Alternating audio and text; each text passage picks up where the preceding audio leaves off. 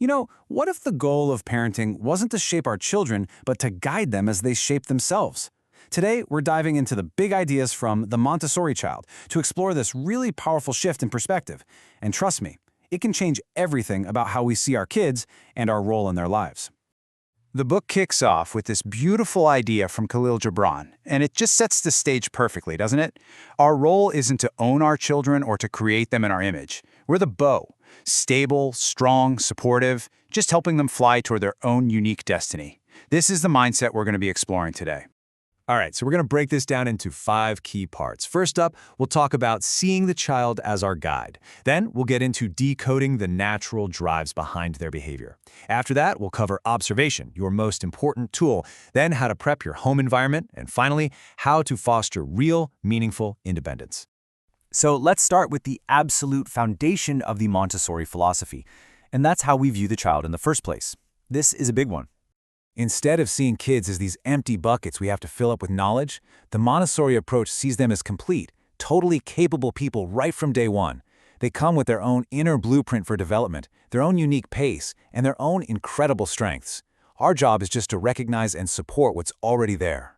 This brings us to a fantastic analogy. Are we a sculptor or are we a gardener? The sculptor tries to mold and chip away at a child to create a specific shape they have in their mind.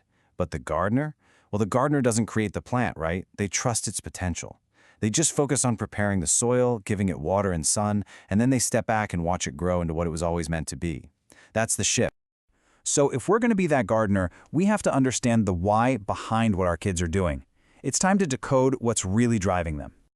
This question is a total game changer. I mean, think about it. So often we see a behavior and our first instinct is to correct it. But what if that behavior is actually a sign of healthy development? What if they aren't giving us a hard time, but are having a hard time because they're just following some powerful internal drive they can't ignore? So the book explains that we're all born with these innate tendencies. They're like the built-in instructions for how to develop. They include this deep need to explore, the search for order, the urge to communicate, and this really fascinating drive for work, for repetition, and even for self-perfection. Let's put this into practice. That toddler throwing food off the high chair? Maybe they're not being defiant. Maybe they're a little scientist exploring gravity and texture. And that kid who has a total meltdown because you took a different street on the way home? They're not being difficult. They are satisfying a very real, deep need for order and predictability. When you see their behavior through this lens, honestly, it changes everything. Okay, so if we're meant to be the gardener and understand these deep tendencies, how do we actually do it?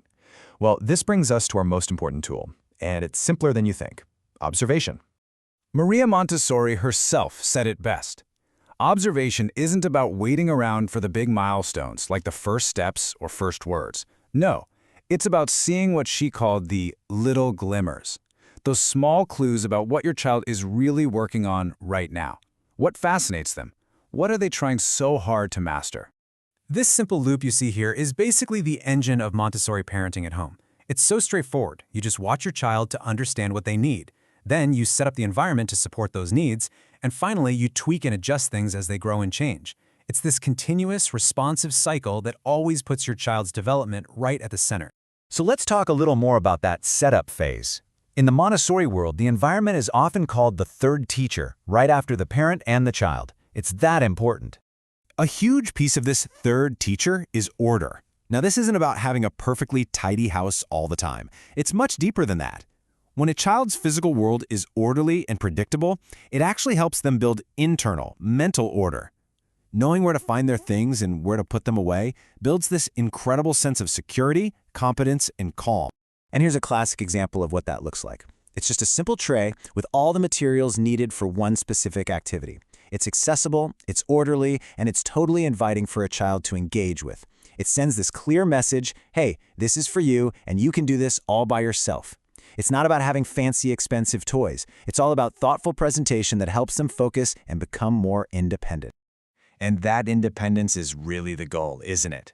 This leads us right to our final point: using this whole mindset and the prepared environment to help our kids become truly independent thinkers and doers. Now, this one can be a tough habit to break.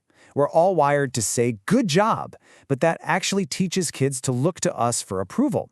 The alternative? Just offer observation. Instead of praise, you could say, "Wow, I see you used a lot of blue in your drawing." That just acknowledges their work without any judgment. Or instead of, "You're so smart," try, "You worked for a really long time on that puzzle." That values their effort, not just the result. And this is what builds intrinsic motivation, that desire to do things for their own satisfaction. At the end of the day, all of this is about moving away from those exhausting power struggles and moving toward partnership. It's not about me versus you. It's about finding that sweet spot, that collaborative solution where everybody's needs are respected. It's about working with our children, not just doing things to them. And that brings us right back to where we started. By seeing our kids as capable, by understanding their inner drives, and by preparing a supportive environment for them, we're not controlling their journey. We're simply preparing the path, and this is the most important part, trusting them to walk it themselves. So it leaves us with one final thought. What could our children achieve if we truly, deeply believed they could?